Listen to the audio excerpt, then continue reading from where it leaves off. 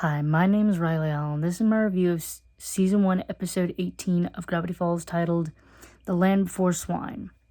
We start off with Grunkle Stan being annoyed that Waddles is always in the way and that he's just all around that he has to have a pig in his house, which is, a bit valid. Also, side note, how strong is Mabel? Because she's lifting this pig up like it's nothing, and he doesn't look very small. Well, Mabel goes out to get something and tasks Stan with watching him, telling him not to put Waddles outside. Well, the moment she's gone, he immediately puts her outside.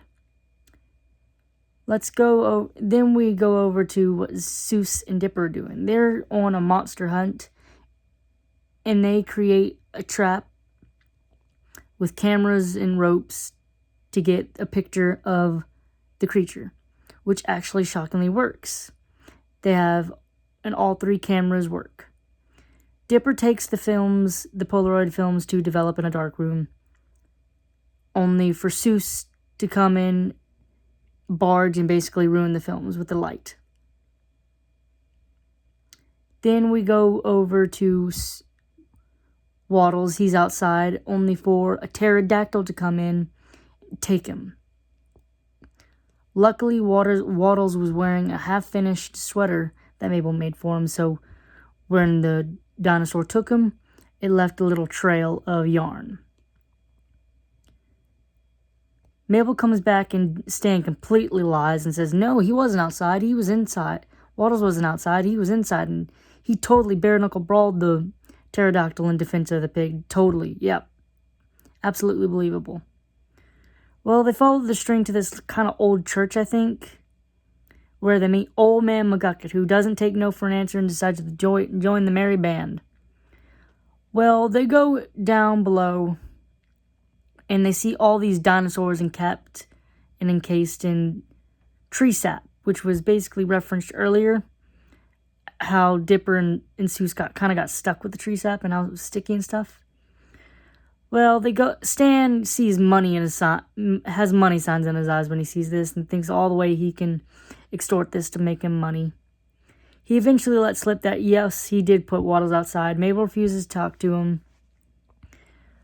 Eventually, they find the pterodactyl's nest, where Waddles is. Mabel attempts to rescue Waddles, only for Waddles and Stan to fall down a crevice. Luckily, they land kind of safely, and Stan attempts to sacrifice Waddles before realizing, no, he doesn't want Mabel to hate him like that. He loves Mabel too much to hurt her like that, so he legitimately this time bare-knuckle brawls the pterodactyl. Meanwhile, Seuss, who kind of has been ruining things by yanking all the yarn up so they can't follow it anymore, breaking their lantern, which causes Dipper to have a reasonable crash out at his friend, saves the day by pointing out that the pterodactyl is basically blindsided down the center, so if they walk in a straight line, the baby pterodactyl won't be able to see them, which saves their lives. Eventually, they all have basically one final fight with the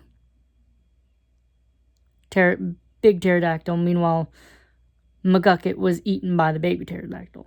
They eventually get back into the car, into the safety, while McGucket says he ate his way out of the baby pterodactyl. I found this episode very enjoyable. I liked this episode. I didn't like that they kind of reused again 2 little plot points, like, for instance, the preservation method. They already did that with Peanut Brittle and Quentin Trimley. Now they did it with tree sap and the dinosaurs. Also, at the end, where McGucket saved himself by eating his way through the baby dinosaur's stomach, is the same way Sue saved himself in Summerween by eating himself out of the Summerween trickster. Although that one's a bit more forgivable because it was kind of at the end in a throwaway little thing. Also, despite So the reason the dinosaurs escaped after 65 million years was because the tree sap started melting because of the hot summer heat. Was this apparent? And I guess this also kind of references one of the earlier episodes, The Deep End, where it said this is one of the hottest summers on record. So I guess that kind of explains this. So I did, if I'm remembering correctly, of course, I could not be. But I do want to know why none of the other dinosaurs are ever referenced again. Because again, I could be wrong, but I don't think the dinosaurs are ever referenced again.